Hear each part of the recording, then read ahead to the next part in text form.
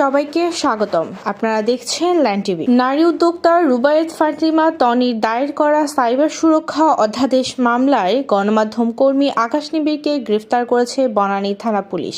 আজকের ভিডিওতে পুরো ঘটনার বিস্তারিত জানাবো। ঢাকার মগবাজার এলাকা থেকে মঙ্গলবার রাতে আকাশ নিবিড়কে গ্রেফতার করা হয়েছে। পুলিশ বলছে এই মামলায় আরো কয়েকজনকে আসামি করা হয়েছে, যাদেরকে গ্রেফতারের চেষ্টা চলছে। নারী উদ্যোক্তা রুবায়েত ফাতিমা তনি অভিযোগ করেন, দীর্ঘদিন ধরে আকাশ নিবিড় ও অন্যান্য আসামিরা তার বিরুদ্ধে ফেসবুকে অপপ্রচার চালিয়ে আসছিল। তাদের কন্টেন্টে ব্যবহার করা হচ্ছিল অশ্লীল, মিথ্যা ও বিভ্রান্তিকর তথ্য, যা তনির ব্যক্তিগত ও সামাজিক সম্মানে আঘাত করছিল। তনির দাবি, এই অপপ্রচার বন্ধ করার অনুরোধ জানালে আকাশ নিবিড় নাকি 12 লাখ টাকা বা একটি প্রাইভেট কার দাবি করেন। অর্থ না দিলে তনিকে নিয়ে এআই ব্যবহার করে অশ্লীল ভিডিও তৈরি করে তা ভাইরাল করার হুমকি দেন। মামলার অভিযোগপত্রে উল্লেখ করা হয়, আসামিরা একত্রে তনির বিরুদ্ধে মিথ্যা ও বানোয়াট কন্টেন্ট তৈরি করেছে। সামাজিক যোগাযোগ মাধ্যমে আপত্তিকর ভিডিও ছড়িয়ে তাকে হেয় প্রতিপন্ন করেছে। এআই সফটওয়্যার ব্যবহার করে অশ্লীল ভিডিও তৈরির হুমকি দিয়েছে। তনি আইনের আশ্রয় নিলে তাকে হত্যার হুমকিও দেওয়া হয়। পরবর্তীতে তনি পুরো বিষয়টি আইনশৃঙ্খলা বাহিনীকে জানান এবং বনানী থানায় মামলা করেন। বনানী থানার পরিদর্শক মেহেদী হাসান বলেন,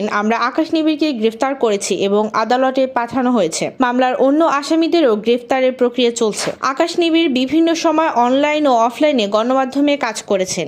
এছাড়া তিনি সামাজিক যোগাযোগ মাধ্যমে কন্টেন্ট ক্রিয়েটর হিসেবেও সক্রিয় ছিলেন। এ ঘটনার পর সামাজিক মাধ্যমে নানা ধরনের প্রতিক্রিয়া দেখা যাচ্ছে। অনেকে সাইবার অপরাধের কঠোর দমন চাচ্ছেন, আবার কেউ কেউ বিষয়টির বিস্তারিত তদন্তেরও দাবি করছেন। ঘটনার প্রতিটা আপডেট আমরা আপনাদের কাছে পৌঁছে দেব। ঘটনার সত্যতা আদালত ও তদন্তে প্রমাণিত হবে। আপনি যদি সর্বশেষ নিউজ আপডেট পেতে চান, চ্যানেলটি সাবস্ক্রাইব করে পাশে থাকা বেল আইকনটি অন করে রাখুন। ধন্যবাদ।